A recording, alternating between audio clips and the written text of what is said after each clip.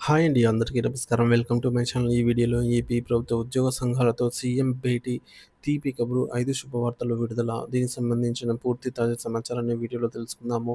Video అయితే ఎక్కడ గాని స్కిప్ చేయకుండా ఎండ్ వరకు చూసేయనప్పుడే ఇన్ఫర్మేషన్ పూర్తిగా అర్థమవుతుంది. అలాగే వీడియో చూస్తున్న ప్రతి ఒక్కరు వీడియోకి లైక్ చేయండి ఫ్రెండ్స్. ఈ వీడియోని తోటి ఉద్యోగ, పెన్షన్ మిత్రులతో అయితే షేర్ చేయండి. కొత్తగా మన ఛానల్‌ని చూస్తున్నవారు ఇంకా ఎవరైనా సబ్స్క్రైబ్ చేసుకోకుంటే వెంటనే మన ఛానల్‌ని సబ్స్క్రైబ్ చేసుకోండి. దీని ద్వారా నేను చేసే లేటెస్ట్ వీడియోస్ అన్నీ మీ వరకు రీచ్ అవుతాయి. ఇంకా ఆలస్యం చేయకుండా వివరాల్లోకైతే వెళ్ళిపోదాము. సో ఫ్రెండ్స్, ఇక విషయానికొచ్చినట్లయితే ఆంధ్రప్రదేశ్‌లో నూతన ప్రభుత్వం కొలువుదీరిన నేపథ్యంలో లక్షలాది మంది ప్రభుత్వ ఉద్యోగులు, ఉపాధ్యాయులు మరియు పెన్షనర్లు తమ యొక్క దీర్ఘకాలిక సమస్యల పరిష్కారం కోసం ఎంతో ఆశతో ఎదురు చూస్తూ ఉన్నారు. ఈ క్రమంలో గౌరవనీయులైన ముఖ్యమంత్రి శ్రీ నారా చంద్రబాబు నాయుడు గారు ఈ నెలాఖరులో ఉద్యోగ, ఉపాధ్యాయ, పెన్షనర్ల సంఘాల ప్రతినిధులతో సమావేశం కానుండటం ప్రాధాన్యతను సంతరించుకుంది. ఈ సమావేశం ఉద్యోగుల సంక్షేమం, ఆర్థిక భద్రత మరియు వృత్తిపరమైన అభివృద్ధికి సంబంధించి ఒక నూతన అధ్యాయానికి నాంది పలుకుతుందని భావిస్తున్నారు. ఈ సమావేశంలో ప్రధానంగా 5 కీలక అంశాలపై సానుకూల ప్రకటనలు వెలువడే అవకాశం ఉందని విశ్వసనీయ వర్గాల సమాచారం అయితే అందుతోంది. మొదటి శుభవార్త కరువు భత్యం, డీఏ/డీఆర్ బకాయిల చెల్లింపు. ప్రభుత్వ ఉద్యోగులు మరియు పెన్షనర్లకు ఇది అత్యంత ముఖ్యమైన ఆర్థిక ఉపశమనం కలిగించే అంశం. సమస్య ఏంటంటే జూలై 2018 నుంచి జనవరి 2024 వరకు ప్రకటించిన సుమారు 10 విడతల కరువు భత్యం, డీఆర్ బకాయిలు పేరుకుపోయున్నాయి. గత ప్రభుత్వం వీటిని సకాలంలో చెల్లించడంలో విఫలమైంది.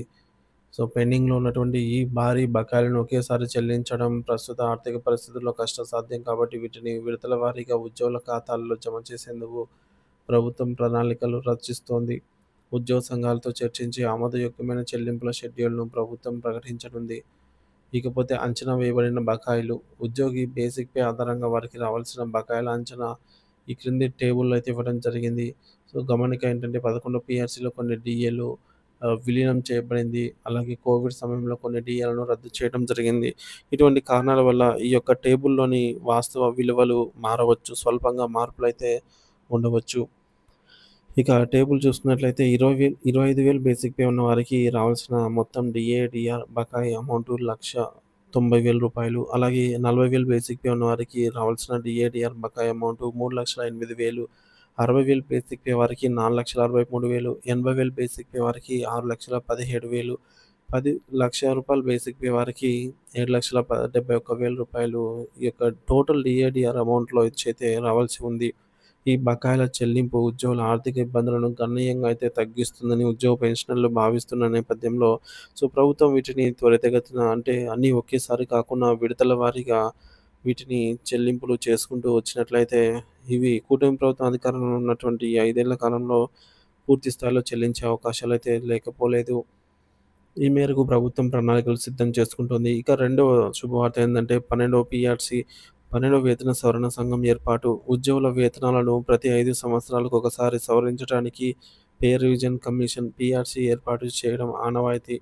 ప్రస్తుత పరిస్థితి 11వ పీఆర్సీ అమలు విధానంపై ఉద్యోగులలో తీవ్ర అసంతృప్తి నెలకొని ఉంది. దీనిని రివర్స్ పీఆర్సీగా ఉద్యోగ సంఘాలు అభివర్ణించాయి. 12వ పీఆర్సీ జూలై 2023 నుండి అమలు కావాల్సి ఉండగా దానిపై ప్రక్రియ ఇంకా ప్రారంభం కాలేదు. ప్రభుత్వ నిర్ణయం. ఎన్నికల హామీ మేరకు ప్రభుత్వం వెంటనే 12వ పీఆర్సీ కమిషన్‌ను నియమించేందుకు కసరత్తు ప్రారంభించింది. ఈ కమిషన్ ఉద్యోగుల వేతనాలు, అలవెన్స్‌లు మరియు ఇతర ఆర్థికేతర ప్రయోజనాలపై సమగ్ర అధ్యయనం చేసి ప్రభుత్వానికి నివేదిక సమర్పిస్తుంది. ఈ ప్రక్రియను వేగవంతం చేయాలని ప్రభుత్వం భావిస్తోంది. ఇకపోతే మూడోది మధ్యంతర భృతి ప్రకటన. పీఆర్సీ నివేదిక అమలుకు సమయం పట్టే అవకాశం ఉన్నందున ఉద్యోగులకు తక్షణ ఆర్థిక ఉపశమనం కలిగించడానికి ప్రభుత్వం మధ్యంతర భృతి ఐఆర్‌ని ప్రకటిస్తుంది. ఈ యొక్క ఉద్యోగుల డిమాండ్. కూటమి ప్రభుత్వం తమ మేనిఫెస్టోలో హామీ ఇచ్చినట్లుగా ఉద్యోగులకు గౌరవప్రదమైన ఐఆర్ ప్రకటించాలని ఉద్యోగ సంఘాలు కోరుతున్నాయి. కనీసం 30% ఐఆర్ ఇవ్వాలని వారు ఆశిస్తున్నారు. 30% ఐఆర్‌తో టేబుల్ అయితే ఈడ చూడొచ్చు. రూ. 25,000 బేసిక్ పే ఉన్న వారికి 30%తో ఐఆర్ గనుక ఇచ్చినట్లయితే వారి టోటల్ జీతంలో నెట్ సాలరీలో రూ. 7,500 పెరుగుదల అయితే కనిపిస్తుంది. అలాగే రూ. 40,000 బేసిక్ పే ఉన్న వారికి రూ. 12,000 పెరుగుదల కనిపిస్తుంది. 60,000 బేసిక్ పే ఉన్నవారికి 18,000, 80,000 బేసిక్ పే వారికి 24,000, ₹1,00,000 బేసిక్ పే వారికి 30,000 ఈ విధంగా వారి బేసిక్‌ని బట్టి ఈ ఐఆర్ రేట్ అనేది ఉంటుంది. ఈ ఐఆర్ కొత్త పీఆర్‌సీ అమల్లోకి వచ్చే వరకు ఉద్యోగుల జీతంలో భాగంగా అయితే ఉంటుంది. ఇక నాలుగవ శుభవార్త ఇతర పెండింగ్ బిల్లులు మరియు ఆర్థికేతర సమస్యల పరిష్కారం. గత కొన్నేళ్లుగా పేరుకుపోయిన అనేక ఇతర ఆర్థికేతర సమస్యలను పరిష్కరించాలని ఉద్యోగ సంఘాలు కోరుతున్నాయి. 11 పీఆర్‌సీ బకాయిలు 11 పీఆర్‌సీకి సంబంధించిన మానిటరీ బెనిఫిట్ బకాయిలను వెంటనే చెల్లించాలి.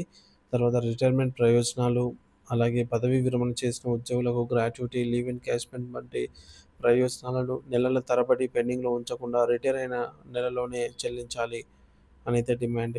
ఉద్యోగుల ఆరోగ్య పథకం ఈహెచ్ఎస్ పథకాన్ని బలోపేతం చేసి నగదు రహిత క్యాష్‌లెస్ చికిత్సను అన్ని నెట్‌వర్క్ హాస్పిటల్స్‌లో సమర్థవంతంగా అందేలాగా అయితే చూడాలి. అలాగే ఇంటి అద్దె అలవెన్స్, హెచ్ఆర్ఏ అన్ని జిల్లా కేంద్రాలలో పనిచేస్తున్న ఉద్యోగులకు హెచ్ఆర్ఏ 16% వర్తింపజేస్తూ ఉత్తర్వులు జారీ చేయాలి. మహిళా ఉద్యోగుల సమస్యలు కేంద్ర ప్రభుత్వ ఉద్యోగులతో సమానంగా చైల్డ్ కేర్ లీవ్స్ వంటి సౌకర్యాలు కల్పించాలి. ఇక ఐదవ శుభవార్త క్రమబద్ధీకరణ, అలాగే కారుణ్య నియామకాలు మరియు ఖాళీల భర్తీ.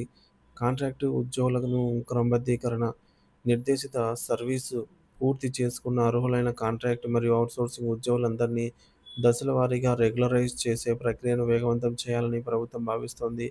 కారుణ్య నియామకాలు సర్వీస్లో ఉండగా మరణించిన ఉద్యోగుల కుటుంబ సభ్యులకు కారుణ్య నియామకాల ప్రక్రియను సులభతరం చేసి జాప్యం లేకుండా ఉద్యోగాలు కల్పించాలి.